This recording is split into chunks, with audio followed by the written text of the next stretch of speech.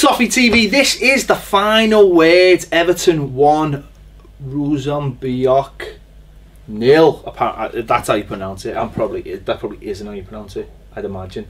But that's how you pronounce it. Well, how do you pronounce it? Ruzomberok. There you go. That's what I just said. I just said it a lot slower. You said it like Borat. Oh.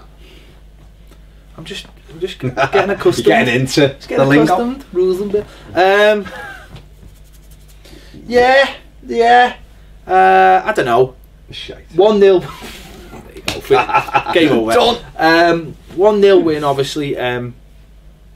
Before obviously we get into the finer minutiae of the game, did we fall into the trap that we shouldn't fall into? We are, we're just slightly older than young.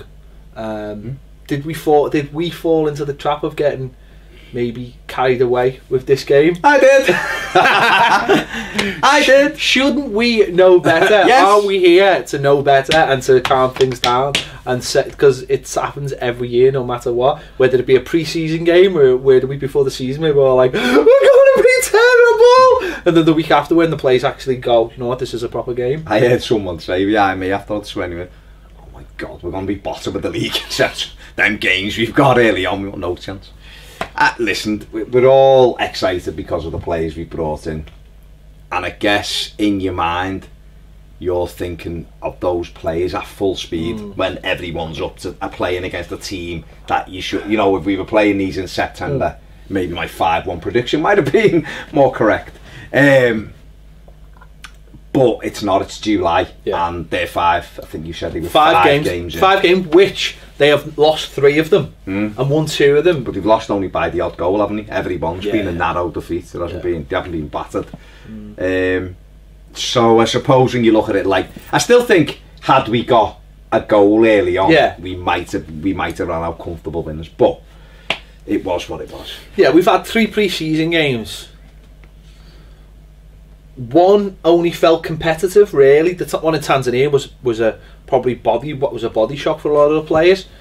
The game against 20 was, where just even by where they played it, felt quite, training groundy, because it was in the training ground. And it was only really Genk at the weekend that felt like there was any kind of real push, and you just wonder. And I know this is not really Everton's fault, because it's just when the fixtures came up. It's a great leveler, isn't it? I think if you go into a game and you've played 3 pre-season games and not massive tilt, you go up against a team that have played, I have started their season, so pre-season fitness wise, they're up to where they need to be. I know it's a completely different level, but that must be hard. And as Ron Koeman said in his after-match press conference, at this stage of pre-season, normally those players tonight would be getting an hour, tops, or you look at other there's pre-season games last night where complete different teams were coming on for the second 45 minutes or an hour or whatever, and we're being asked to play a competitive game, and not just a competitive game where there's debuts in key parts of the field, and not just debuts. You've lost your biggest striker, and you're going to have to deal with replacing that, and which is obviously going to take time. All those factors play into this, don't they? I think they do, but I think the debut thing is neither here nor there, because you've got to make a debut at some time, haven't you? And it's not as if you're 3/4 or you're halfway through the season and you put 5 into that team where you've got the rhythm. The Lukaku point is really valid. Of course it is, because we've got used to playing a certain way for 4 years with this big fella off. Doesn't hold it up, but he's a powerhouse, so at times he can run people and knock them about, and he occupies players, and it's a bit different how you deliver the ball in. But as a team, we've got the likes of Klassen, who's a clever footballer now, so we're giving that in short and getting it back. It's all of those little things, and of course it's different, and that's only going to come. It's great on a training ground where you can stop what you're doing, the drill, and start it again, and until you're playing the games, you're never going to get up. And we're not up to speed, are we? We're at week 3 of pre-season, or approaching week 4. And no matter how much training you do, your sharpness comes through game. You know it, whatever level you played at, pre-season games, whenever you'd play them, were horrible. They were the worst games ever, because in your mind you want to be doing, it's like basically when we played the Goodison the other week, you know what you want to do in your head. Your fitness levels aren't there. No, but I'm saying for them, it's that they know what kind of passes they want to do to play, turning it out. And also I think you could see some players not wanting to go full pelt because they're wary of the body, and it's can I do that, can't I do it against a set of lads who are 5 games in and have had their pre-season. And also a very compact side who had come with a game plan, not to be broken down. If they were going to get beaten, they were going to get beaten by the odd goal. Maybe nick a goal off a set piece, which they nearly did.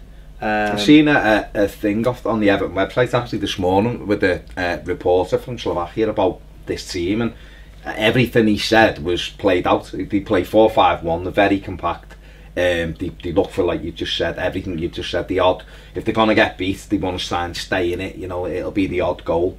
And he said basically he expected Everton to progress, but he said it wouldn't surprise him if they got a draw in one of the 2 games. They'd see it as a win, because obviously it's a Premier League team, and that was everything they brought tonight.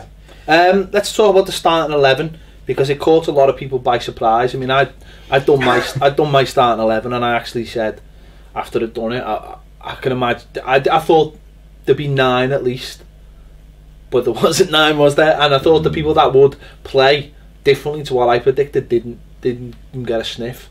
I mean, I can listen. There's things like Stekelenburg playing in goal instead of Pickford. The manager's already addressed that. He said it's because Pickford's not fit. Simple as that. He's not fit, so you can understand that.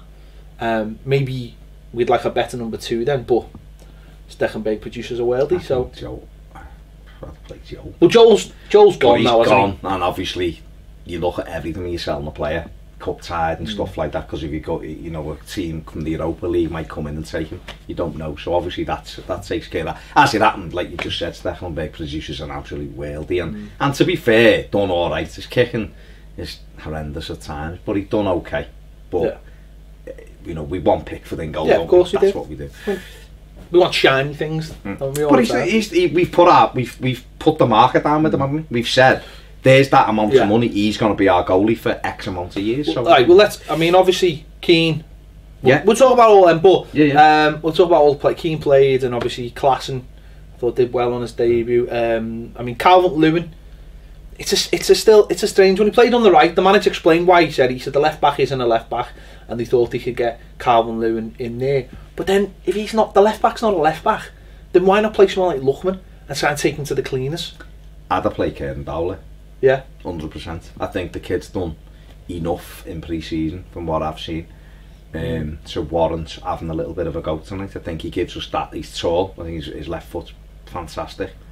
Okay, he's not going to go round the back of people because he doesn't play that way, but that ability that he has, that cleverness of thought, and also the ability to just bring one in from 30 yards, brings everything to the table. And I thought tonight was, I think for me, I mean, the Lookman shout's a great one, because Lookman, he's going to be involved this season, and he's an exciting player. The Calvert-Lewin one, I can understand why he's played him, because he'll do what he wants him to do. He's good in the air. Well, that was a big thing, wasn't it? It was the cross ball with Calvert-Lewin coming inside to flick it. But I just think we make him. We put pressure on him and make him it uncomfortable for him, and I think it causes a problem then with some fans who then just think he's crap because he's not doing really what you've got with Calvert-Lewin. You've got a willing runner, you've got someone who's good in the air, he's got a nice first touch, plays it off, but he doesn't take people to the byline. He's not inventive, is he? No, he's got no 1v1 ability really. No, little flicks and running and spinning, great, but that's no good. Stuck out on the wide right, and I think you're taking away a position. You've just got a lad who's running around with a shirt on in that position. He's not a specialist, whereas if you'd had Kieran Dowler, he'd maybe come inside on his left foot and try to put balls in, or if you'd had Ademola Lookman, he'd go on the outside and try and, you know, operate up against someone who isn't. What if that kid isn't a defender, why isn't Morales, who's experienced, playing on him and taking him the cleaners? Because Kevin Morales has that ability. So I think to me, Calvert-Lewin plays there, I think it's a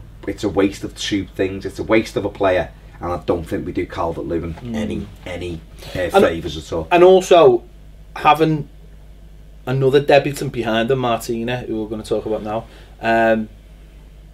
you've got two lads there. I mean, I don't think I've seen Calvert-Lewin play right side of the three. He's played left side, on the left, yeah. but I don't remember him playing right side. Arsenal, but that was for 20 minutes, and then tried it again at Liverpool. And then you've got I suppose. And then you've got Martina making his debut behind him. I mean, let's talk about Martina for a minute. It was his debut. She's been at the club for 10 days, 11 days. He wasn't very good, was he? No. Let's be brutally honest, he wasn't very good. His positional sense was horrific for a start. Every time he got the ball, I just wanted him to take on the fullback every time, and he wouldn't. He kept on just stopping. It was berserk. And the one cross he put in was brilliant. It was magnificent. He done one against Twente the other week, out on his right foot, put a cross in and clashing at the head, and the keeper saved it. And you're looking and going, got a good delivery on him, mate. Tonight, every time he got the ball, he received it half cock. So he's got it, the pitch is here, he's receiving it here. So his first touch naturally is taking him back into play, and then he's laying it back off. He stopped every move. Whereas if you watch Seamus Coleman will take it side on. Yeah. So as it comes, it's out of his feet and he's off. John Joe Kenny does the same. Mason Holgate even does the same. Okay, Mason's a bit kind of more reluctant to run at players, but defensively he's strong. Now, I just didn't see. I've got to say, I don't want to judge him too early, right? And I always like to give people a go, but from what I've seen tonight, he's about the fourth best right back. The other thing I didn't like as well was he kept on getting caught up the pitch and then just jogging back. And there was times when he had the fitness with. I'm going to come on to that. There was times when they were breaking on the other side, like he'd go up and then the ball would break and they'd try a quick one against Williams. I'm going to beat Williams in a foot race, I don't care what anyone says. And he was just jogging back, and you're thinking if they do a quick switch, if they had the brains, they'd be on him. Now the fitness thing's an interesting thing, because naturally we'd want John Joe Kenny to play 100%. And I said this on my instant reaction. This might be our Tom Davies of the season. He's got everything you need for a modern right back, and I think we need a Seamus Coleman Mark II. Man City just paid 50 million quid each, and another 40 odd for another one. Because fullbacks now are one of the most important assets. They are your width, and that allows your midfielders to be more narrow, more creative, and that's what we're crying out for. I think if we had a Seamus Coleman tonight, I think we would score an extra 2 goals. I think that's how much he gives us. But I suppose with John Joe Kenny, he's okay. He's young, but he's just come through. He's just won the under-23s captain, and he's just won the under-23s World Cup. If he's not ready now, then I don't know if he'll ever be ready to take that step up. On the flip side of that, what I would say is, because he was at the under-20s, he's had his holiday, and he did have a holiday. He didn't do a Luchman and he had a holiday, I think. He might be match fit. Holgate's the same. He's had his holiday and is match fit. The difference I would say about Martina is Martina came out of the Gold Cup, remember? So he has been playing football. I know, but that's the difference. He might be the fittest out of the three, and maybe that's what's give him the nod tonight.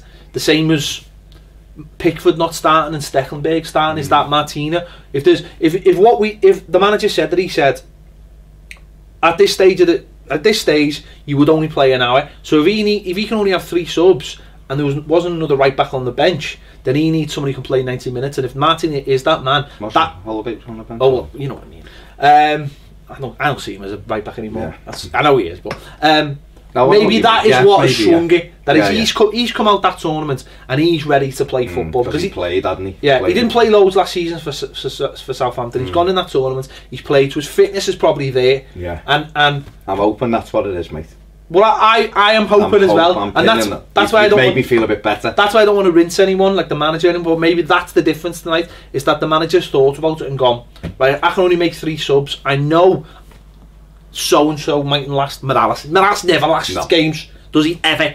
So you've got Morales. He's probably looked at Dominic Calvert-Lewin and said he probably won't last as well. I mean, anyone who's seen his misses, do you know what I mean?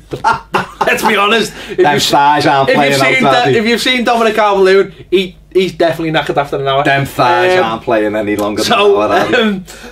And then probably be made up with an hour, to be fair. Well, that's what I'm saying. That's why he can't last. I'll be honest, he ain't lasting an hour at all, man. He's he can go again. Like to be young. Yeah. See you in the morning, love. Lost me thought. No, you're right. So he's got to think about positions on the pitch. Who's going to last a full game here? Who can I get away with? Who can't I go with? He'll probably want more attacking options. And even some, about Rooney in a minute, but even he looked jaded towards it. So if he's got a right back who he knows who's going to play 90 minutes, then I think that will have given the edge. So I think let's not jump on anyone at this point. Let's not even jump on Martina. No, the only problem with Martin is his name is far too close to Martinez. And I've seen loads of shouts already from Twitter going, he's Koeman's Alcaraz. But that's what I'm going to say. I mean, that's my. I think it's a really, really good point, to be honest, and I hadn't thought of it like that, which is surprising for you to do.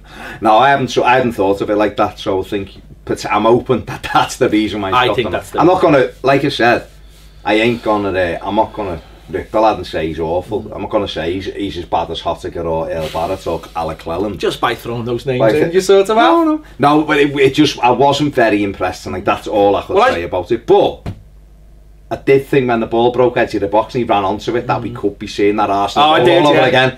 No, what annoyed me is that about him is that the one cross he put in was fantastic, and that's all I wanted from him. There was too many times near the end he got the ball. There was one where Rooney switched it brilliantly, and he had it, and he faced the lad up, and you're thinking, just knock it past him and throw a cross in, doesn't matter. And he didn't. He stopped, turned and passed. That worries me as a player, though, taking the safe option.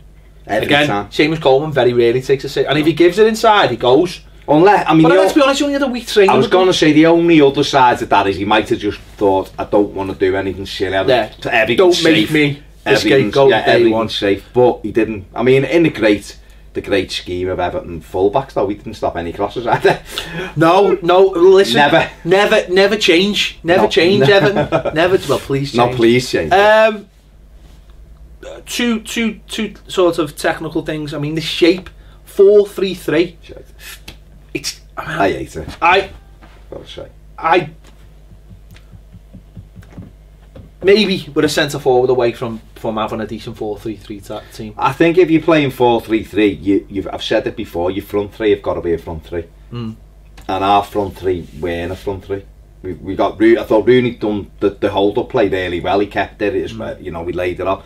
You've got to be busy around him to help him out. He can't be. Kevin Morales done what Kevin Morales does when he plays wide, which is sit on the halfway line. No, he sits on the halfway line and leaves the centre forward 30 yards away. So he's never going to be able to join in. It's bizarre for me, because if you're going to play that formation, stick you to make it a 4-3-3. So therefore, at the back, I've got 3 men to mark. So it naturally pulls them back. We don't. We leave one. Well, that's what a 4-3-3. That's what a 3-man forward line. It should be straight. It should be. Ours is like that. Yeah. Ours is like 4-5-1. It is essentially. But if we could get a Giroud in, and we could get Rooney round them and Sancho round them, then we might have a 4-3-3 team. We'd have a workable 3 strikers who and then you'd have Davy Klaassen running onto stuff. Yeah, I think.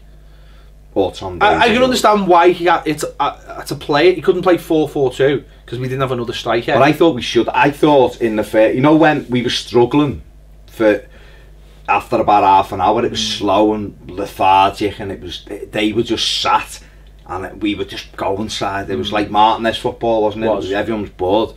He could have maybe said to Calvert-Lewin, go and stand alongside Rooney in the middle, and let's put Davy Klaassen wide right and put him and just go. Let's see how they react when we change the shape a little bit and knock a few into the Calvert-Lewin, see if he can get any knockdowns to Rooney, and just see if that, just to mix even for 10 minutes and then go revert back to the 3.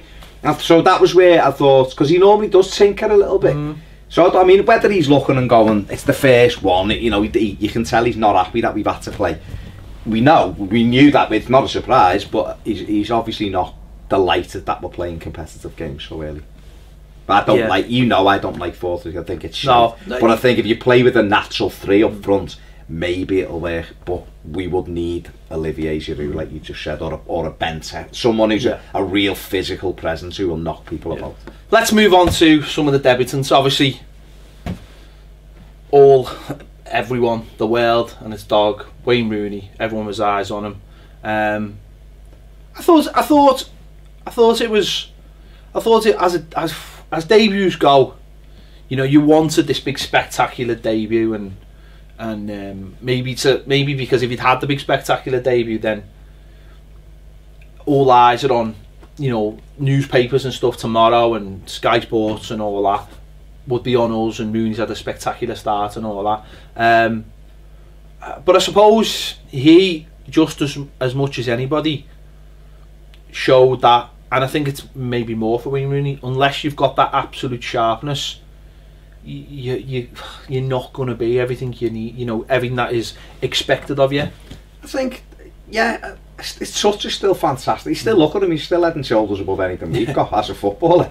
Do you know what I mean? Yeah. I think the sharpness issue, I think you're spot on. Jose Mourinho was talking about him and said he needs to play. He's one of those. He talked about his body, when he's which is a bit odd, but he spoke about that kind of what we said, is that you get the best out of Wayne Rooney when he's playing and playing and playing, and he's up to that speed. Yeah, he's 3 weeks into a pre-season, so I'd rather him have an explosive debut against Stoke City. I'd rather he just scored the winner next week. Yeah, but as debuts go, the Premier League will be when, August 12th, when we run out against Stoke. That to me will be his proper debut, because that's what everyone will judge him on, the Premier League, and I hope, we might score a 30-yard dip and volley against them, and it's happy days. He's already scored a couple of goals, his debut pre-season, he scores a 30-yard worldie, so I thought he was good. Excuse me. Thought his touch is fantastic, his brain is supreme. You could tell he wasn't sharp, and they were a little bit sharper, but when he's at that same level fitness wise as everybody else, the little touches, the tricks, the strength, everything will be there. You could just see. Don't forget as well, he was only past fit yesterday, carrying a little bit of a groin after the weekend, so they were looking on, I think it was Monday, they were saying, not sure we're going to have him on Thursday because it's a bit tight, but luckily he can rest it now for next week. So there's all of that coming into play as well, isn't it? And he got 90 odd minutes under his belt, and that's a big thing. The first 90 minutes he's done for about 6 months. Yeah, for next week, certainly as well for the second one. I thought, obviously he started down the middle, and as we've already mentioned, he wasn't really helped out by the 2 players wide as such. And he does tend to drop off, and when he drops off, that leaves a space. And again, he's trying to find his feet in this side. But I thought his link-up play with Klassen in the first half was superb. I mean, the little interchanges, and then Klassen should have buried that one. He should be hitting that first time, not taking that touch that pushes him onto the side net. But him and Klassen, I thought there was real signs there of a real partnership where you could see if there was another player playing in front of Rooney, whether that be Sandro or somebody else, that Kim and Klassen could work up into that space.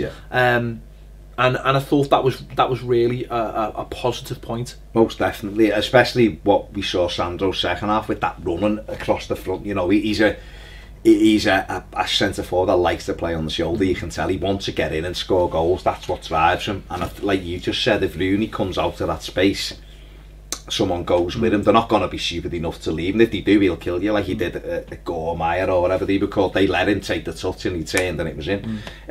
So if he's dropping off there and there's a gap in behind, if you've got Sandro spinning into that hole, Rooney can turn and the kid's in on goal. Calvert-Lewin and Morales didn't have the foresight to make those runs in behind when Rooney dropped off. There was one where in the first half where he drops off, spins, looks up and hits a ball over the top, and Calvert-Lewin he's inches away. The keeper read it, to be fair, really well, but Calvert-Lewin would have been in a little bit more pace, or maybe just expecting it and going.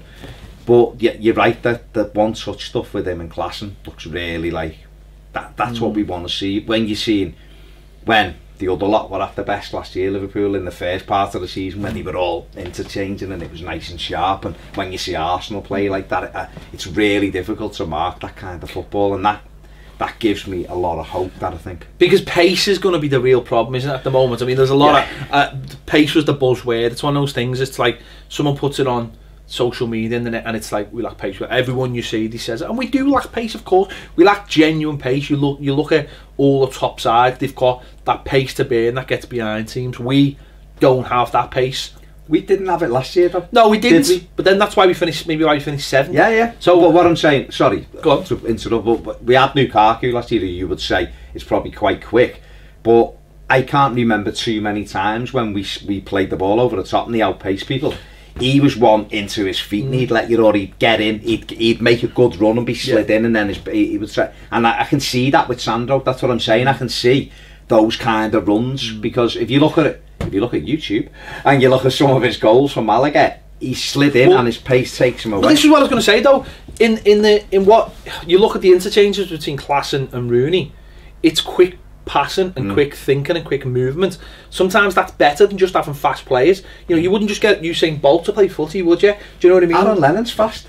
Yeah, but he doesn't. But it doesn't work. He's playing it hasn't. You know, we want more pace in and around the side. You want that. You do want those players. But I just thought the movement between Klaassen and Rooney showed that when it was at its, there was like a little sort of 5-minute spell where there was a lot of it, and you could see the more they did it, the more it'll work. And I thought when Sandro came on, you know, because then we'd been a bit toothless and into the second half, and Rooney dropping in, there was no one.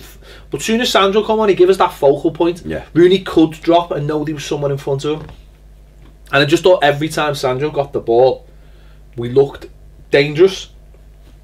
Even when he went outside the box, which it's not great. You don't want him outside. There was one when he first came on and he got the ball, and I just thought, get in the box, lad. But he didn't. He stayed out there and kept him. I thought, just get yourself in the box.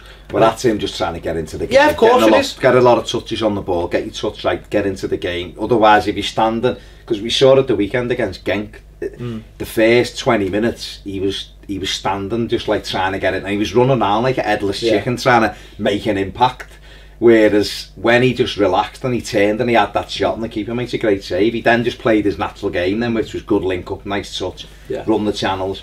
And I think probably tonight he just wanted to get a few touches on the ball and go, I'm here now, and you know, with the crowd, and this is what he looked at danger straight away, didn't he? And he wants to shoot from anywhere. You know, he's got that. He's got confidence in his own ability. Knows he's got ability. I mean, knows that he can almost. There's a lot of times when he can feint to shoot and drag it inside, but he just gave us that little bit extra. And obviously we got the corner, come out to Baines, and he just spanked it and took a little nick, and obviously but ended the back of the net. Took the pressure off massively. You know, everyone felt a lot better about what was happening, but I just felt like for 5 or 10 minutes there we really should have kicked on and really gone looking. And I know there was a little spell, but I just felt like, I don't know, it just sort of came to nothing. But I suppose for you, if you're a player, you haven't got that extra fitness in the bank. You can't go again, can you? You probably want to, and you could see them trying to get it. What I thought we'd done wrong tonight was everything was slow. So when we were passing it side to side, it was laboured. So if you've got 10 lads who will have worked on shape all week, you know, they had a game at the weekend, but they've worked on shape all week. If you just stay in your shape, it's hard. This is why we struggled at home at Martinez, because teams will come and just go, right, we're just going to keep our shape. You know, obviously not the good sides, they come and have a go, but a lot of the poorer side, or the average side, shall we call them, would come and just keep a shape. And because we just move it around so slowly, we never ever penetrated. You know, so we'd have a lot of the ball like we did tonight, but it was all laboured in. And when Koeman come in and we mixed it up, we went direct a little bit, and everything was done a little bit quicker. It unsettled teams, and you get a goal, and we were able to cut them open.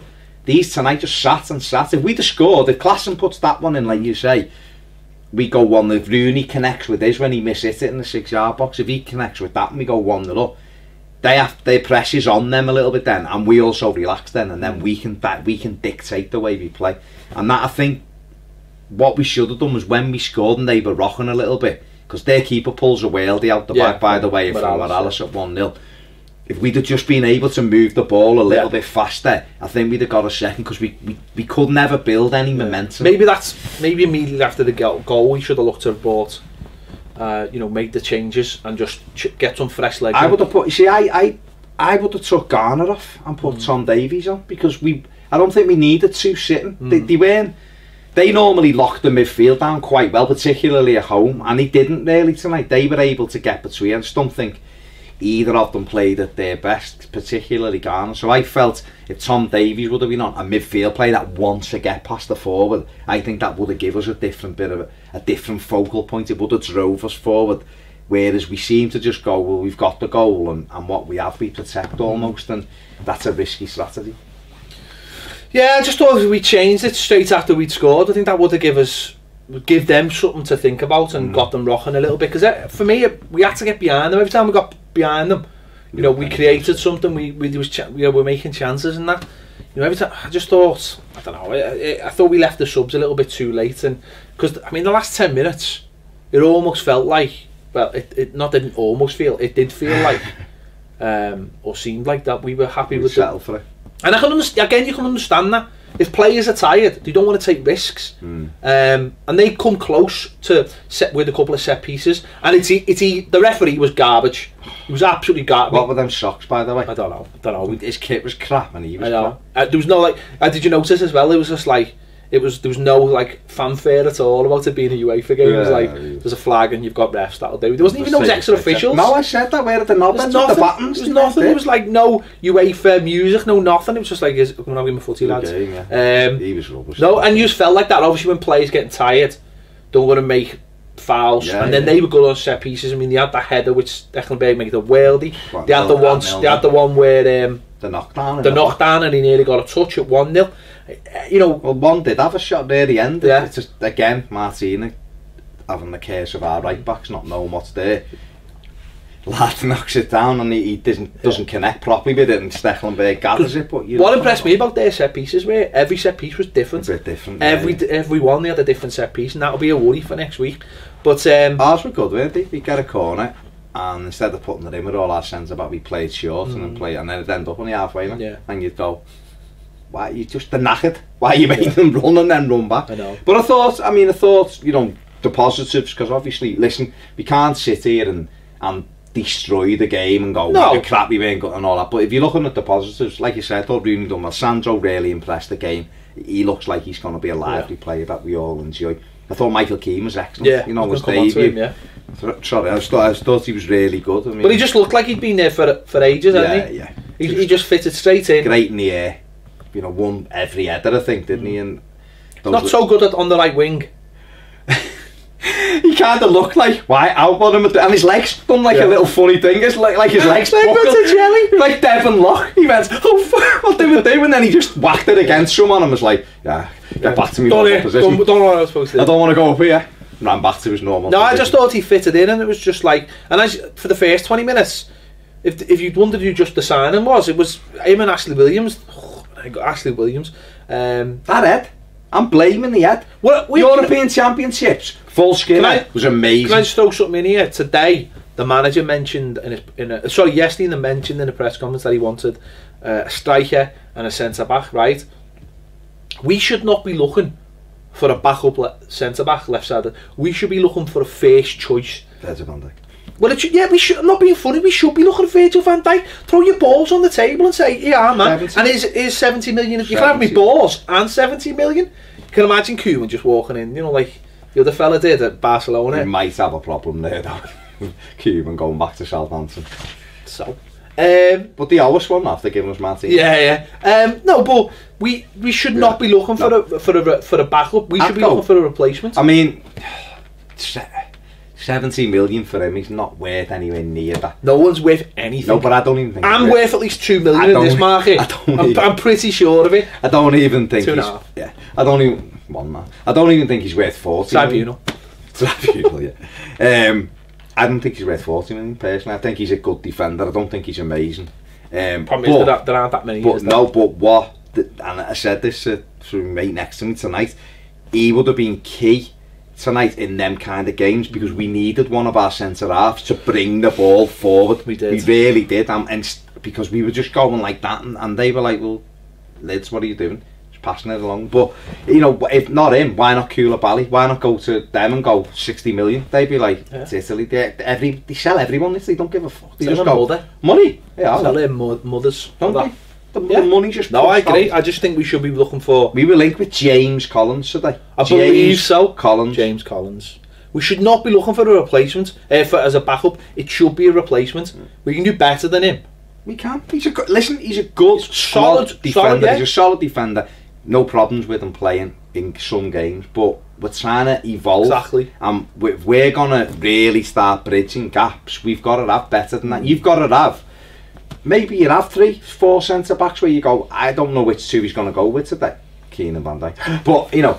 But I don't know which two, and if one plays, you go, all right, yeah, Williams and Keane, sound that, or Williams and Van Dijk or Koulibaly, you know, sound that, or whatever. That's when you're at that level. And I know it's probably difficult to get Virgil van Dijk, but if you went in and went 70 million, 150 grand a week, but there's others to get.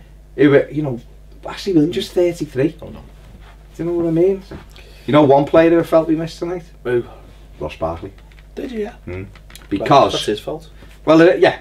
Listen, it's not our fault. It's not our fault, but I just mean, and he's injured anyway, so it's an irrelevant kind of comment. But I just felt someone who would carry the ball from. Well, Rooney tried to do that, didn't he? And fitness. But ironically, I think he'd link up brilliantly with Rooney and Klassen, but he's made his decision. Sigurdsson. Isn't that not the same, is he? But he would have given us something extra, and he could have played off that left because, and this is what I'm saying about Morales. When Morales played, the best performance I've seen Kevin Morales play in the last last 2 years was Man City at home, and he played off Romelu Lukaku in and around the penalty area, and he was danger. He set the first goal up, he scored the second himself. He was a danger. When he plays on that left hand side and he's on the halfway line, he's neither here nor there. Whereas Sigurdsson is a natural midfield player, but he also gets around the pitch and set pieces at the goal, isn't he? Yeah. I just think, if anyone thinks that's the team that's going to start against Stoke, no, I think you. But what would you do with Sigurdsson tomorrow? Just go and pay the money and just show, listen, let's stop Arsenal. The manager's threw the challenge down. He's through the Snidling challenge. He's through the Snidling challenge. We're sub. And the Snidling challenge. The Alcaraz training. And now it's the Snidling challenge. It is the Snidling challenge. Well, he said it, hasn't he? He said, I want him. And it's up to the board. Let's talk about that very quickly. Very quickly. Just very quickly. Because it's about 3 in the morning and we're still here. And we've got others to do. But we've obviously got a lot of money. We know that we've got money. We know it's there. If Romelu Lukaku would have said, you know what, this is boss what we're doing here, I'm staying, it would never have been an issue and we'd have still spent more, we'd have still gone after us. Right? So the money's there. We've got that extra money. The money's there. It's not an issue. Is it just brinkmanship? Brinkmanship. So do you just think Everton are going? Listen. This is what they need to do. Pick up the phone, dial 0800 Chinese bank, and just go overdraft. But they don't need to do that. The money's there. They've got them on the Blink hotline. But what I'm saying is it a case of, for you, is it just a case of we're not gonna, when someone says 50 million, we just go then. Is it a case of us going, well, hang on, we think he's only worth 4? Well, how much did we say Lukaku was worth? Or how much did we want for Lukaku? We said... Well, we wanted 100 million. And we got 100 million? And we ended up with 100. Alright, we ended up... It was done in different ways, and I wish the club had come out and said we got 90 million for him, plus Wayne Rooney, rather than everyone thinking it's 75, because it's not 75. It's 90 million. It's great when they say 30 million for Keane. Yeah. When we've actually paid 24 million for him, but it will rise. But Lukaku's 75. Exactly. So it's brinkmanship, isn't it? It's big boy pants stuff. But what I'm saying, would you just like it to go and do it tomorrow? Just go. If the manager wants him, right? If the manager wants him, and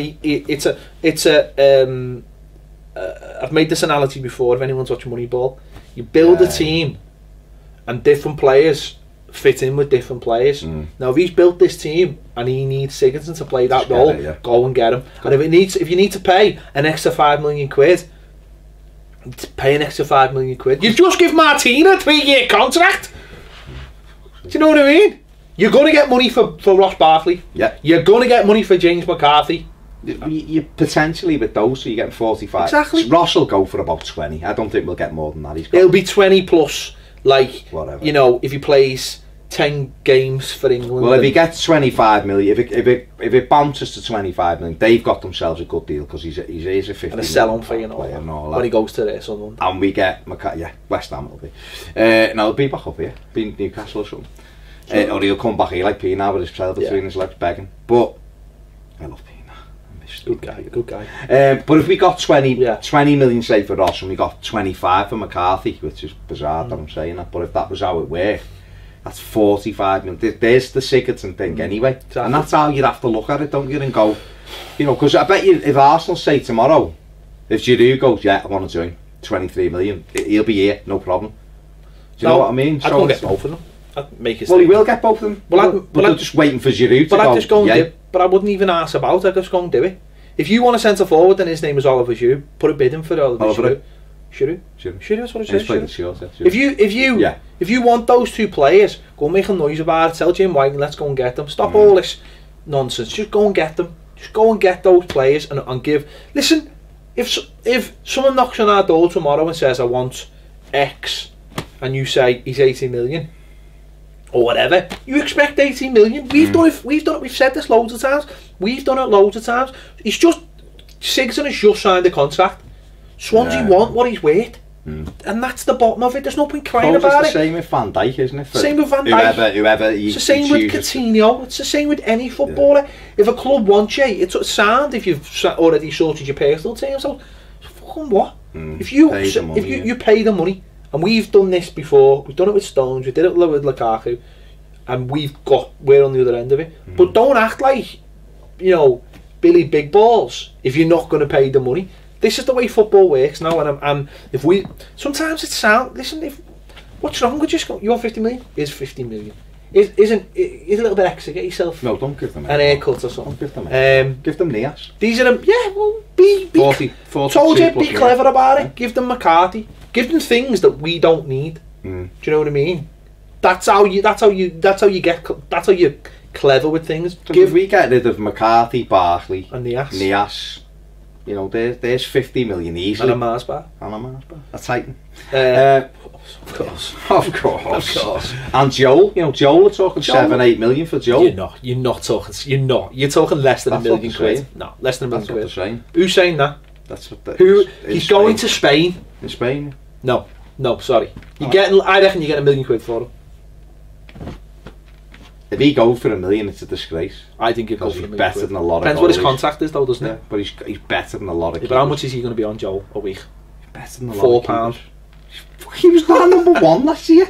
It's been anything. Better than a lot of goalies around. That's fine, but you'll only we're getting into mad territory. But you'll only sell him for what the value is on his contract, won't you? And I don't think he's going to have much on his contract. Got a year left, doesn't he? Exactly. And what's he going to be on? 20 $1 million a week. About 20 grand a week, isn't he? Let's be honest. I'd be on more than that. Osram's on 45. He's signed him from Wigan.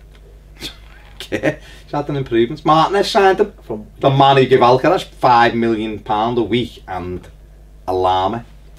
Made the llama wouldn't surprise me.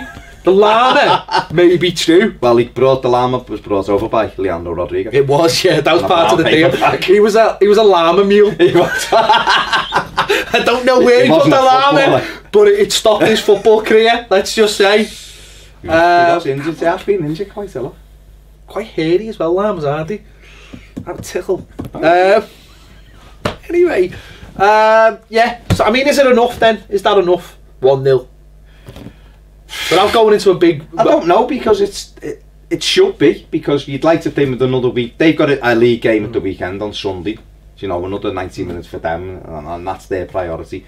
We've got a week to get ourselves a bit fit. Well, it is, isn't it? No, I'm just thinking they'll probably get tonked the weekend. Well, maybe they will, but we'll have another week's fitness. We'll know a bit more about them. We'll know what the dangers are. We will score over there, because they will have to come out. It'll be a different game. If we score over there and we don't win the tie, then we need to spend. Then it's the most Everton result. No, we need to go over to Van Dijk and go. You're only 65 million, but we're giving you 100. We're giving you 100. If we can score early next week, then. But if we Wayne Rooney will score over there, and Sando's gonna play. So I think we will win the tie. It's just that it should have been a lot more comfortable. But another week's training, everyone will be a bit fitter. Pickford will be in. We'll have a bit of a bit more of an idea. Hopefully John Joe Kenny will play. Or he might go with Mason Holgate and be defensive and just keep it tight, but we should have enough. Their levels, let's be honest, is about Cambridge United. No disrespect to Cambridge, they're a great side. That's probably where their level is. So, or Stevenage. I like that. Yeah, I think it's going to be. I think it's going to be difficult because of all the things like the ground and the pitch. No, I know. I'm just saying. 4,000 fans. They'll have their but it's still going to be hostile. We take that everywhere. That's going to be still going to be hostile. It'll be hostile, but I mean that Tesco end. Tesco tell you what, amazing. When Rooney bings one in, mate, after 8 minutes, it's done. No, I just think we need to get an early goal, and yeah, but if we get a goal over there, maybe we'll win 2-0. Cuco Martin will get both, and then go. That's why I was bought, bitches. Maybe so. Yeah, that'll do it. Let us know in the comments your thoughts on this game, and Llamas.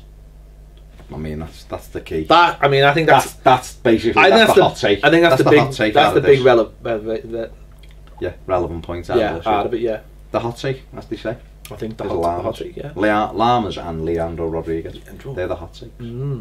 Yeah, let us know in the comments your thoughts. If you what did Alcaraz do with the Llama? I don't know, but he probably did it 2 days before the game in Kiev. Let us know your thoughts about this game. Have we been too negative? Have we been too positive? Let us know your thoughts on all the debuts tonight as well. If you were disappointed, if you were overjoyed with certain players, let us know.